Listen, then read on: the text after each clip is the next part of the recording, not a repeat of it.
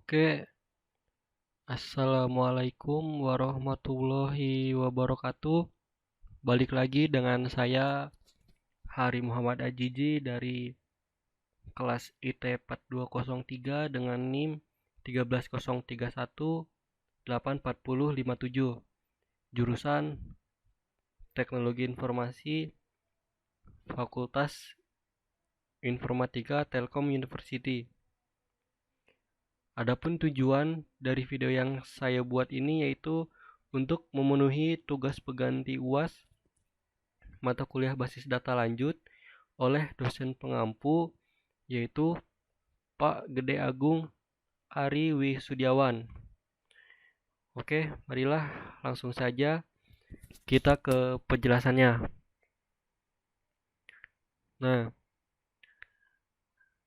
di video sebelumnya saya sudah membahas yaitu apa itu konflik serializability, view serializability, dan sekarang yang akan saya bahas yaitu recoverability, yaitu masih lanjutan dari video-video yang sebelumnya.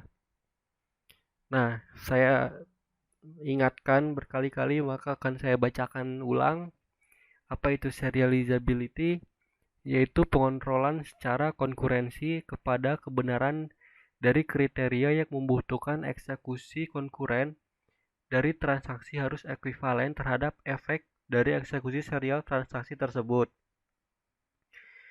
Sistem basis data harus dapat mengontrol eksekusi konkurensi dari suatu transaksi untuk memastikan database tetap terjaga konsistensinya.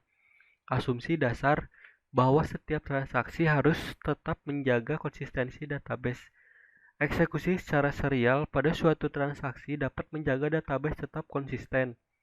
Sebuah jadwal yang mungkin konkuren, serializable, tidak setara dengan penjadwalan secara serial. Pada bagian ini ada dua bentuk ekuivalen penjadwalan, schedule equivalent, konflik, dan view serializability. Dan sekarang pada saat mendesain skema kontrol konkurensi, kita harus tunjukkan bahwa jadwal yang dibuat oleh skema tersebut adalah serializable. Terdapat metode simple dan efisien untuk menentukan konflik serializability dari suatu jadwal. Misalkan sebuah jadwal S, kita dapat membuat suatu grafik langsung yang diberi nama grafik preseden. Eksekusi konkurensi, banyak transaksi dimungkinkan untuk diproses secara bersama-sama dalam suatu sistem, memperbolehkan banyak transaksi untuk mengupdate data secara konkuren akan menyebabkan beberapa komplikasi dengan konsistensi data.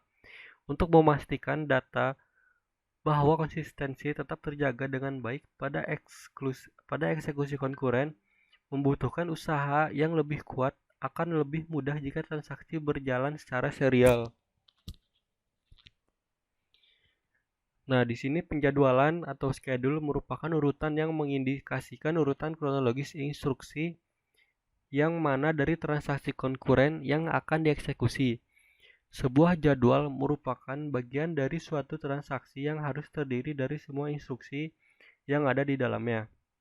Sebuah jadwal harus menjaga urutan instruksi yang muncul di setiap transaksi. Nah, tujuan dari konkuren yaitu dari kontrol konkurensi adalah untuk memastikan serializability dari transaksi dalam lingkungan multi-user. Selanjutnya yaitu pada pokok pembahasan yaitu recoverability. Recoverable schedule jika transaksi TJ membaca sebuah item data yang sebelumnya ditulis oleh transaksi TI, maka operasi commit TI muncul sebelum operasi commit TJ.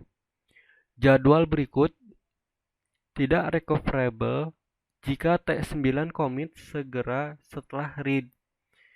Nah, di sini ada sebuah tabel yaitu T8 dan T9. Dengan T8 melakukan read A, lalu diikuti dengan write A.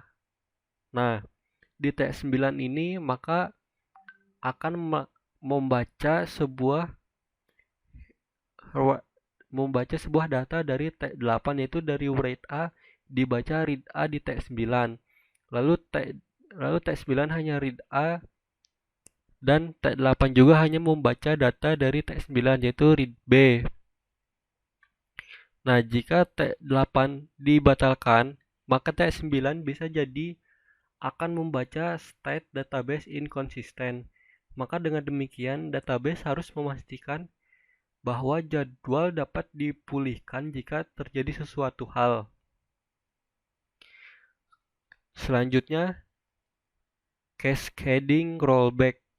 Kesalahan pada satu transaksi yang dapat berpengaruh pada serangkaian transaksi lainnya, sehingga keseluruhan transaksi akan di rollback. Maka misalkan pada penjadwalan berikut di mana belum ada transaksi yang di-commit, sehingga jika terjadi masalah bisa dipulihkan. Di sini contoh ada sebuah tabel T10, T11 dan T12. Di sini T10 melakukan read A lalu diikuti dengan read B, maka hasil output write A. Lalu T11 hanya membaca data dari write A yaitu read A. Lalu diikuti T11 juga melakukan write A. Maka di sini yang terakhir T12 hanya membaca saja read A. Nah, jika T10 transaksinya fail, maka T11 dan T12 juga harus di rollback. Jika tidak demikian, maka akan menyebabkan banyaknya pekerjaan yang tidak akan terselesaikan. Selanjutnya, yang terakhir, cascadeless schedule. Cascading rollback tidak dapat terjadi untuk setiap pasang transaksi TI dan TJ, di mana TJ membaca sebuah item data yang sebelumnya ditulis oleh TI dan operasi commit pada TI muncul sebelum operasi read pada TJ. Setiap cascadeless schedule juga dapat dipulihkan, recoverable. Nah, cukup sekian teman-teman penjelasan dari saya. Semoga dapat dimengerti. Apabila ada salah-salah kata, saya Hari Muhammad Ajiji mohon pamit. Assalamualaikum warahmatullahi wabarakatuh.